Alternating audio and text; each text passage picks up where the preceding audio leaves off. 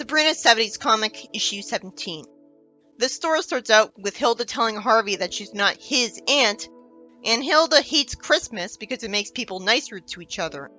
As usual, she's a poorly written cartoon character. As Zelda's blonde for a change, like in the show, because I guess she dyed her hair, she tells Hilda that she should respect other people's differences. Wouldn't she be insulted for not being a good enough witch, according to this stupid witch lore? Why doesn't Della ever insult her? Not that I'm complaining. Hilda gets mad at Harvey for kissing Sabrina, and his excuse is the mistletoe. It's annoying that Hilda calls it getting fresh, even though she's happily dating him, just because she doesn't like Harvey.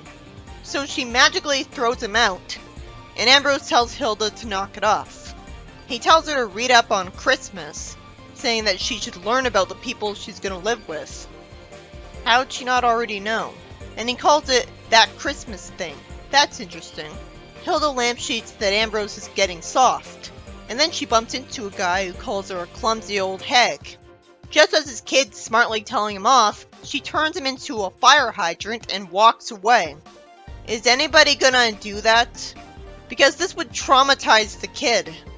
She goes into her house holding a book that she laughs at, as I wonder if any spy witches are gonna undo that spell to uphold the masquerade.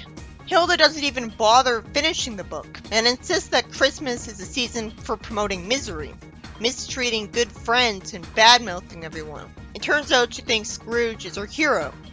And the story ends right there, without Sabrina undoing Hilda's spell. There wasn't really a plot in this story.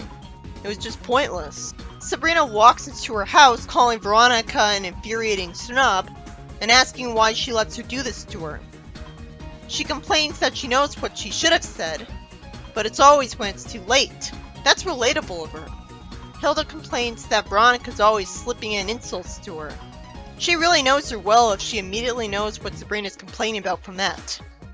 I assumed Veronica had talked her into doing something for her. Hilda sure does love Sabrina. Ambrose says that at least once a week, she comes storming in here furious. And yet it took until now for me to see this. And Hilda's hopeful that one of these days it'll drive her to use her witchcraft. How does she know she wasn't? Flash forward to the 90s comic and sitcom where Sabrina used her magic against her female rival all the time. That was way more realistic. Sabrina finally says that she should have zapped Veronica and recites a spell.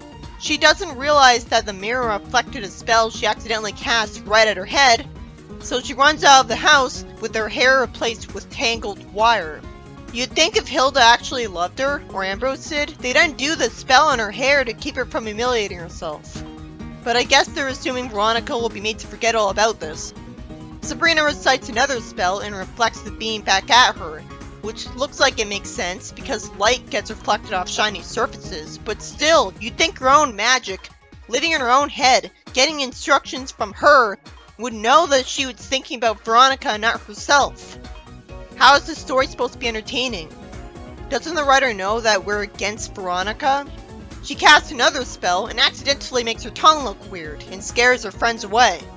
It is creative to see a witch accidentally hex herself, but it's not fun. Finally, she sees herself in the mirror and she somehow assumes it was Veronica. Ambrose has to tell her that she did that to herself. Why didn't Hilda help her?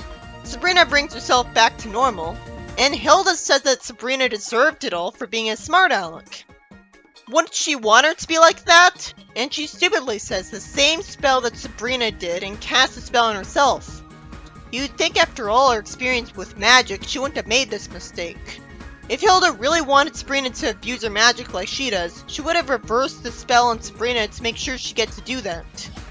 In the comedy page, Sabrina tells Harvey to meet her somewhere and don't leave until she gets there.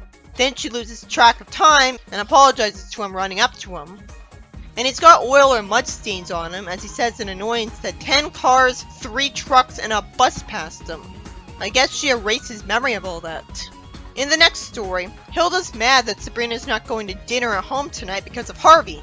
I'm just impressed that Sabrina was smart enough to go to Harvey's house for once.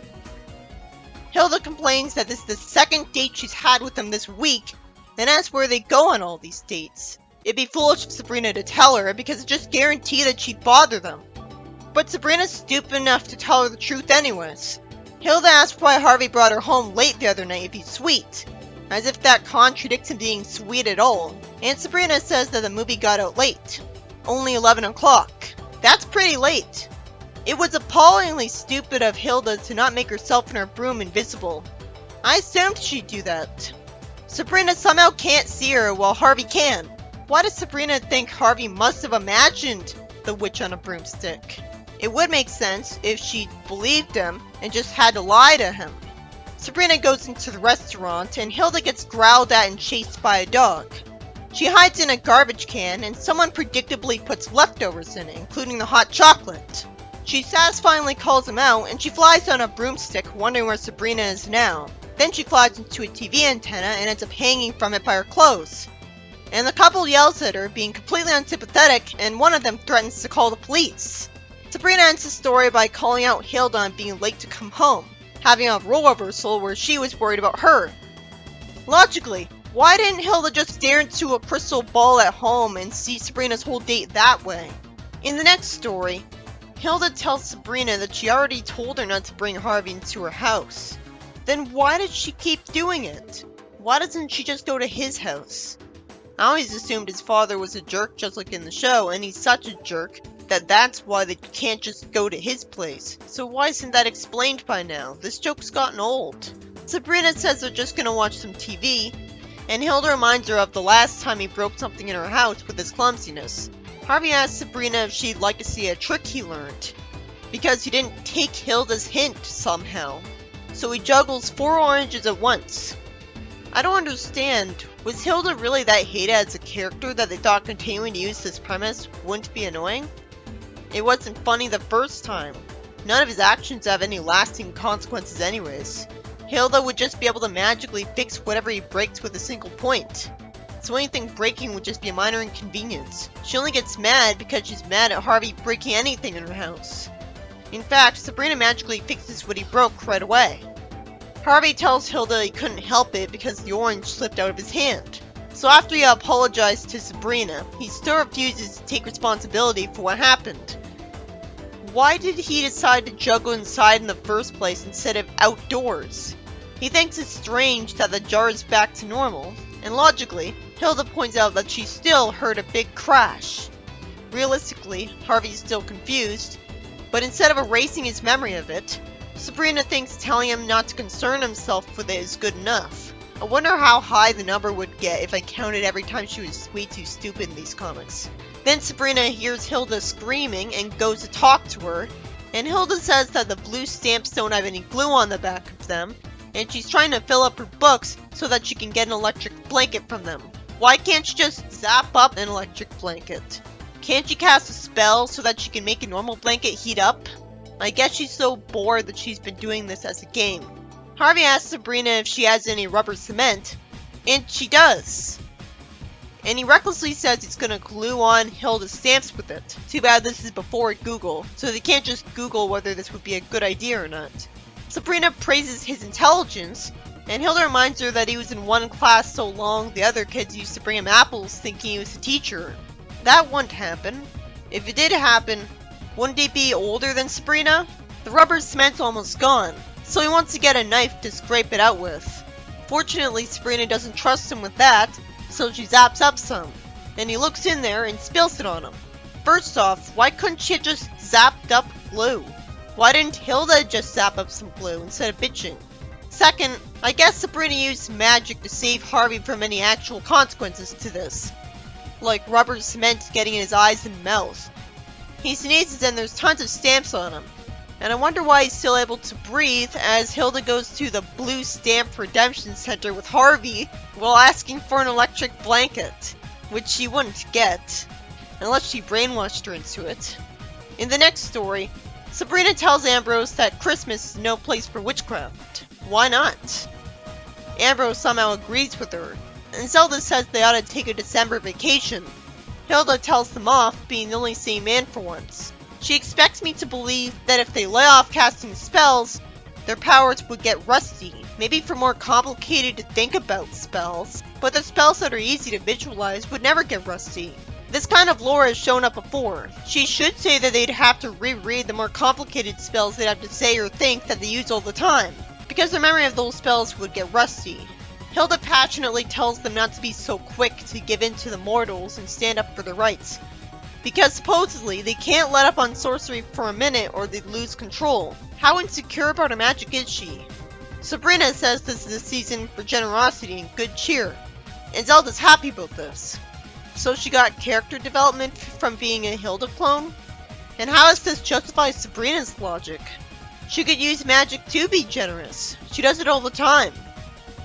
Hilda's mad at Sabrina for no good reason and says that the witches have something called Ivy Day, where she had half the town scratching last year. She's reminding me of the witch princess from Harvest Moon DS. She's the same kind of cliche character. But at least Hilda actually cares about someone. This wouldn't be so bad if it wasn't expected to believe that almost every witch like this.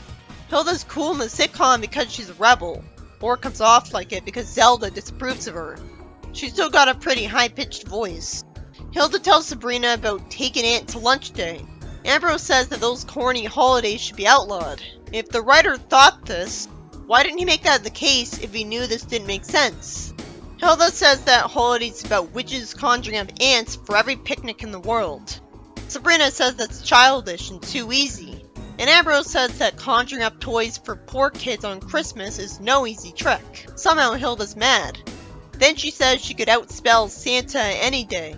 It makes sense that Santa will be just another one of the witches if he was real in this universe. She did say outspell after all.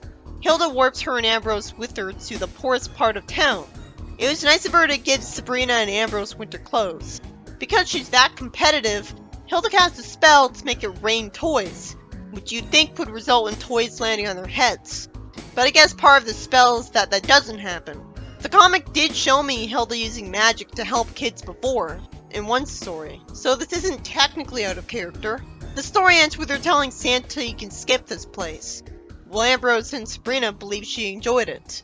If Santa's real in this universe, every mortal would believe in him because they'd all know the toys came out of nowhere from apparently nobody, and cameras would have caught him.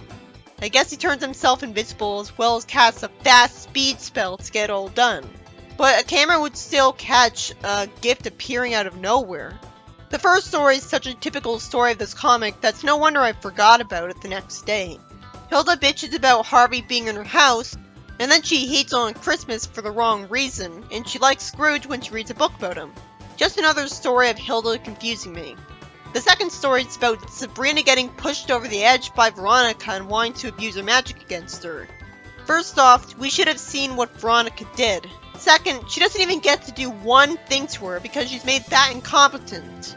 Both of these aren't a problem in the 90s comic, where she gets revenge on Amy all the time. But it was interesting to see her magic beam reflect back on her and make her look evil, which was self-aware of the writing, but it made no sense that the magic would affect her when it wasn't telling her magic to do that. It would have just not done anything. Also, why didn't Hilda undo the spell on Sabrina? If she wants her to abuse her magic so bad, you'd think she'd make sure she'd get to start doing it. You'd think she'd help.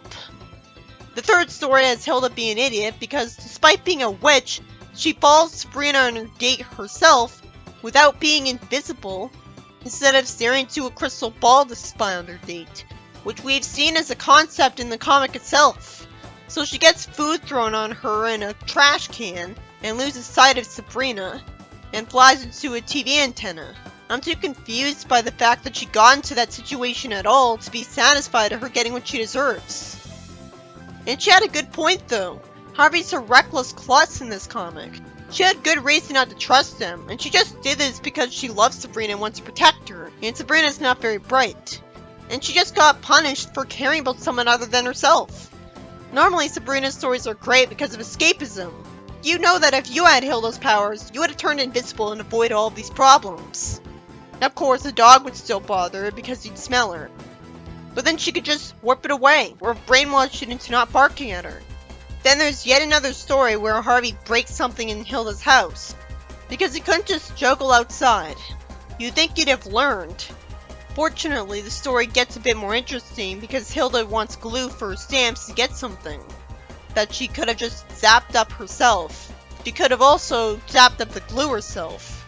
It's all just an excuse to have a punchline where Harvey's covered in glue and stamps. It's funny, but I don't know how he survived that. The final story, after wasting our time reminding us of the nonsensical evilness of witches and telling us they abused their powers on certain holidays, finally ends with Hilda summoning toys for poor kids with an excuse that's just like her. She wants to prove she can outspell Santa. But the story just ends there after taking way too long to get to the good parts. I'm glad the good witches outnumbered Hilda in this argument. Logically, that would always be the case and would make things more tolerable. But it's just confusing at this point because we've already seen Zelda agree with Hilda that Sabrina should be evil like her. And Ambrose wanted a bunch of warlocks to be eviler than the witches. Ambrose is usually a nice witch, but I'm not sure what side he's on.